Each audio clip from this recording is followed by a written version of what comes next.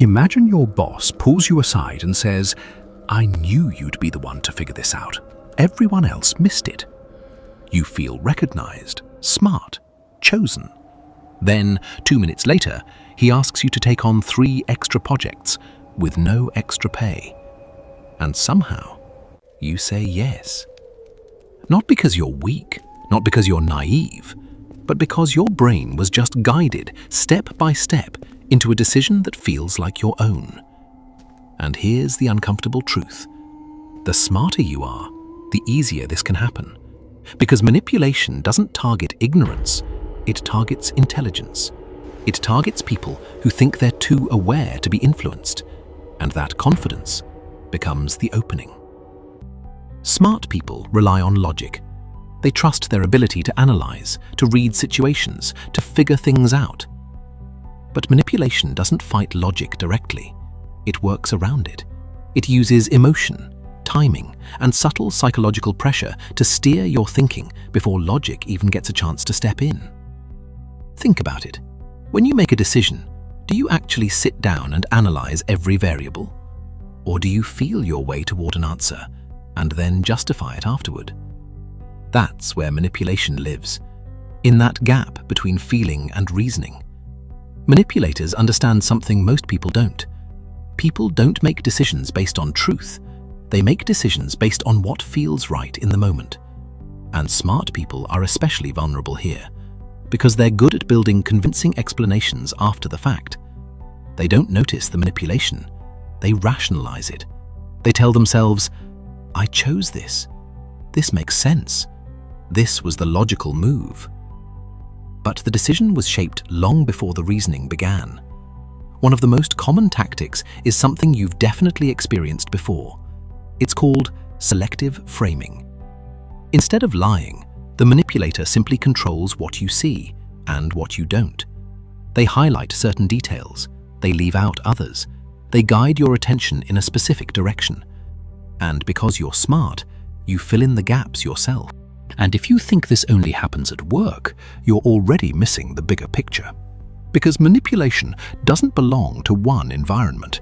It follows the same pattern everywhere. Different people, different situations, same mechanics. It shows up in conversations that feel normal, in decisions that seem small, in moments you don't even register as important. That's why it's so effective, because you're not on guard. You're not expecting someone to guide your thinking. You're just responding, reacting, filling in gaps. And the more confident you are in your ability to read people, the less you question what's happening underneath.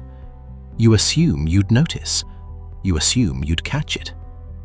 But manipulation doesn't announce itself. It blends in. It sounds reasonable. It feels justified. It fits the situation. And that's what makes it dangerous. Because you don't experience it as influence. You experience it as a conversation, a suggestion, a moment of connection. But behind that, there's structure, there's timing, there's intent. And once you start seeing the pattern, you realize something uncomfortable. It's not rare. It's constant. It happens in workplaces, in friendships, in group dynamics, and most importantly, in the places where you feel the safest. Because the closer the relationship, the lower your guard. You stop analyzing. You stop questioning. You trust the dynamic. And that's exactly where manipulation becomes the most powerful. Not when someone is trying to control you, but when you don't even consider the possibility. Because now, you're not defending your decisions. You're protecting the person influencing them. You justify their behavior. You explain it away.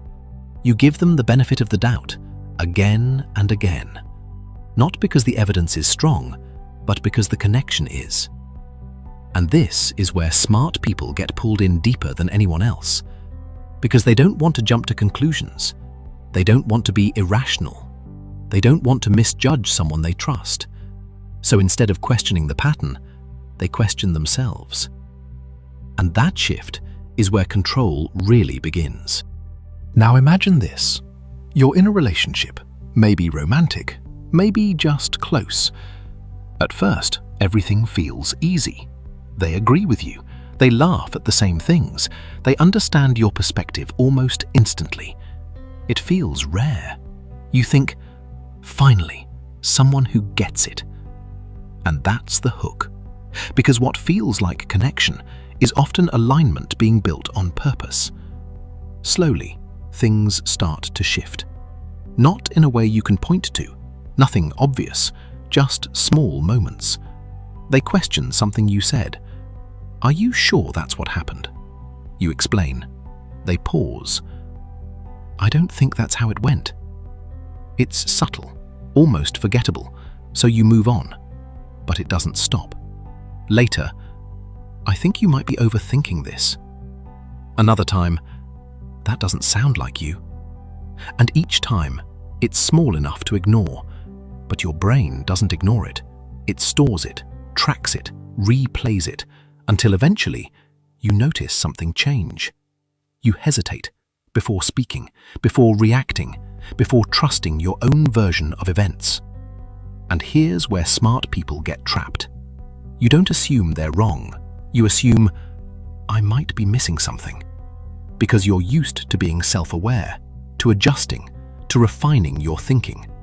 And that strength becomes the entry point. This is called gradual doubt insertion. It doesn't attack your confidence directly. It replaces it, piece by piece, until your thoughts don't feel as solid as they used to, until your memory feels slightly unreliable, until clarity turns into uncertainty. And once that happens, you stop relying on yourself. You start checking with them, not consciously, but consistently. What do you think? Am I reading this wrong? Does that make sense? And now, they're not just part of your life, they're part of your decision-making. And that's where control stabilizes, not through force, through dependence. Then comes something even more effective. They open up, not in a fake way, in a real way. They tell you something personal, something vulnerable, a past experience, a struggle, a moment that explains their behavior. And because you're not cold, you respond, you listen, you understand, you connect the dots. And now there's a story, a reason, a context that makes everything make sense. So when something feels off later, you don't react, you reinterpret. They've been through a lot. That's probably why they act like this. I shouldn't judge too quickly. And just like that, your standards shift. Not because you lowered them, but because you explained them away. That's controlled vulnerability. It doesn't create trust, it creates tolerance. And there's a difference. Because now, when they cross a line, you hesitate. Not because you didn't see it, but because it doesn't match the version of them you've accepted. So instead of rejecting the behavior, you question your reaction. And that's the pattern. Again and again and again. Nothing extreme, nothing obvious.